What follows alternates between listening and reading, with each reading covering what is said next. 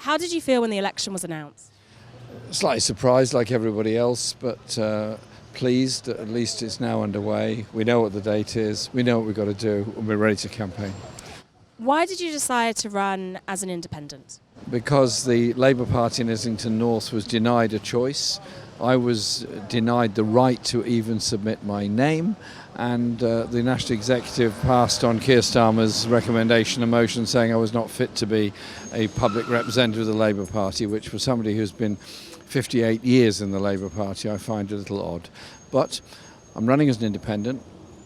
I'm running to represent the people around here on very clear issues about social justice in our society, ending the two-child policy, public ownership, mail, rail, water and energy, and of course environmental sustainability. Why did you decide to run as an independent and not, say, for the Greens? I felt that it's better if I ran as an independent. I obviously work with colleagues and friends in the Green Party, as I do in other parties, and I felt that I should, in all honesty, say I'm an independent, and this is my record, this is my view, and this is my pledge to the people of Islington North that I will carry on doing my best to represent people, but above all speaking out on the issues of the housing crisis and in particular the complete unaffordability of the private rented sector. Have you heard from any former Labour colleagues since the news was announced and since you made your decision? Have you heard from Keir Starmer? I haven't heard anything from Keir Starmer. A number of parliamentary colleagues have privately told me yesterday they fully support me and say good luck, you're doing the right thing. This obviously means that you've been expelled from the party that you've been a lifelong member of. How are you feeling about that? Well, I feel very sad. I joined the Labour Party when I was 17 years old, and I've held within the Labour Party every position there is to hold, from being a street collector in the days when people paid their subscriptions by cash, to being branch secretary, branch chair, constituency agent, regional executive member, member of parliament, and leader of the party. I've held every single position there is, and this morning, a few minutes after I made the announcement, I got a short formal letter saying you're no longer a member of the Labour Party. So it was ready and waiting to go, you think? Clearly somebody came in early to make sure it happened. Are you excited at the prospect of a Labour majority, though? Well, I want to see the end of the Tory government, and I want to see a different parliament, and I want to see a parliament that's determined to deal with economic and social injustice, and where whatever the government is, if it's a Labour government or some other form of government, does the right thing by, for example, taking our railways and mail service back into public ownership, I'd support it. If they fall short and fail to end the two-child policy on benefits, for example, then I will be critical of them. I will stick by what I've said I will do. Obviously, we've heard some of Labour's pledges to renationalise the railways. Do you think these go far enough? No, they don't, because they're dependent on the end of the current contracts. They don't appear to include open access services, and they don't, so far as I'm aware, unless they're going to be finessed, include freight services either. It is not a full public ownership. And as I raised in Parliament yesterday, the same thing applies to the National Health Service. 16% of hospital expenditure all over the country goes on the private finance initiative payments. £11 billion has paid out to the private sector in the last 2 years, or last year, from NHS budgets. We've got to end the culture of internal markets and privatisation and spend the money instead on direct employment and patient care.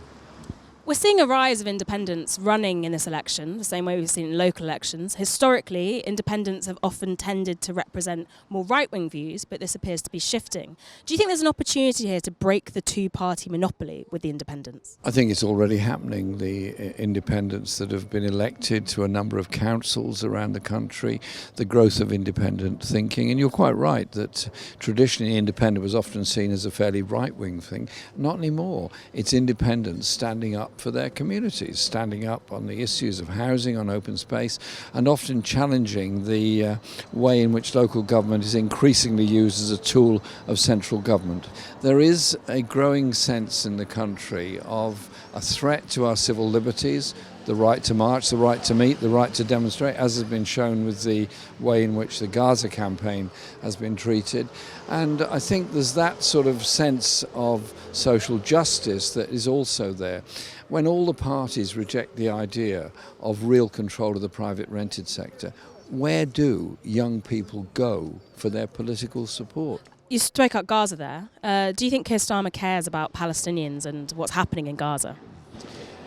I think he made a huge mistake in his initial reaction. Israel has committed war crimes in Gaza. Israel has been found wanting by the International Court of Justice and its leaders by the ICC, the UN Security Council, the UN General Assembly and the Geneva Convention. Is that not enough? And any lawyer, you don't even have to be a lawyer to recognise Israel is in breach of international law. What happened on October the 7th was awful. The taking of hostages is awful. The killing of civilians is awful. And the killing of 34,000 Palestinians in Gaza is beyond abominable. There's got to be a ceasefire.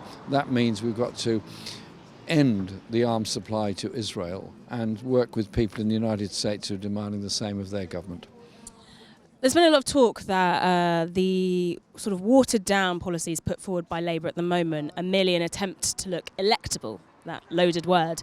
Do you think when Labour get into government we might see some more radicalism, or do you think this is a clear setting out of what the Labour Party in government is going to look like now? It would be a very interesting twist of history if a government elected on a very weak manifesto then suddenly turned to being the most radical government in history. History is against that particular direction. I think when you're running for election, you should say what you intend to do. Are we happy with the inequality of our society? No. Are we going to do anything about it? Personally, yes.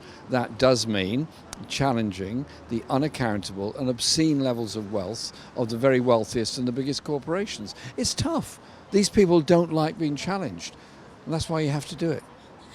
Does Keir Starmer and the people around Keir Starmer care about working people?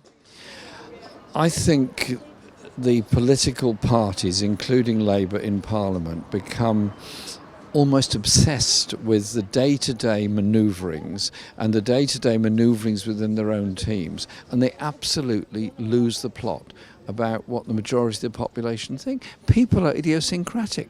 They have lots of different views on different things. But if you go to people in this community around here and say, well, actually, what I want is a right to decent housing. What I want is an end to student debt. What I want is a hope for our children being brought up in our community.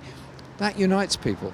And you don't have to do it just through politics. You do it through poetry, you do it through art, you do it through music, you do it through science, you do it through lots of things.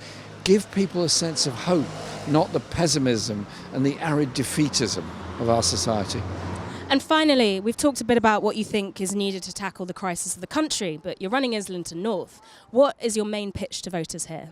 I will represent Islington North as hard as I always have and will continue to do so, demanding decent and good quality housing for all, demanding resources go to our local council so it can build more homes, but above all, control of the private rented sector, and recognise so many people in our area are living in deep stress. The mental health crisis is not just a medical crisis, it's a social crisis brought about by levels of stress and inequality and poverty.